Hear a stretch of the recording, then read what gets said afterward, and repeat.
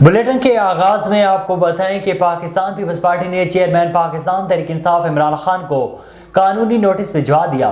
سابق آصف زرداری کی جانب سے ایک قانونی نوٹس فاروق ایچ نائک نے بھیجا، جس میں کہا گیا ہے کہ 27 جنوری کو عمران خان نے قومی میڈیا پر خطاب میں سابق صدر آصف علی زرداری پر الزام لگایا کہ انہیں آصف زرداری کی جانب سے جان کا خطرہ ہے، انہوں نے عمران خان کے قتل کا منصوبہ بنایا ہے۔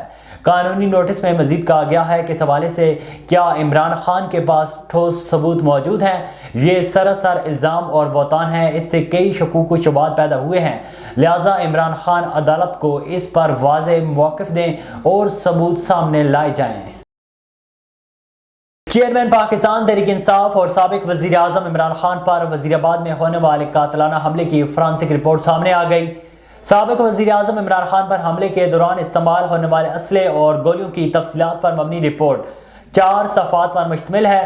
فرانسک رپورٹ کے مطابق عمران خان پر حملے کے جائے وقوع سے تحقیقاتی ٹیم کو 31 گولیاں یا ان کے خول ملے، 3 گولیوں کے ٹکڑے کنٹینر پر لگے جو سپیکر سے ملے، 3 گولیوں کے ٹکڑے کنٹینر کی گرل سے ملے، 1 گولی کا خول قریبی دکاندار کے اندر زمین سے ملا اور 14 گولیوں کے خول سڑک سے ملے، جبکہ ملزم نوید کے گھر کے قریبی ایک گراؤنڈ سے 10 خول ملے۔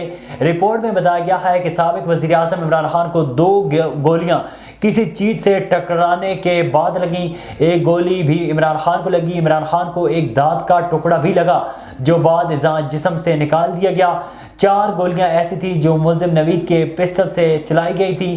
تحقیقاتی ٹیم کی رپورٹ کے مطابق جائے وقوع سے ملنے والی 2 گولیاں کلاشنکوف کی ہیں۔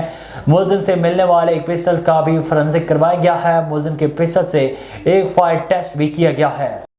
A1 ٹی وی کے نیوز اسٹوڈیو سے فی الوقت اتنا ہی۔ مزید خبروں اور اپڈیٹس کے لیے دیکھتے رہیے A1 ٹی وی۔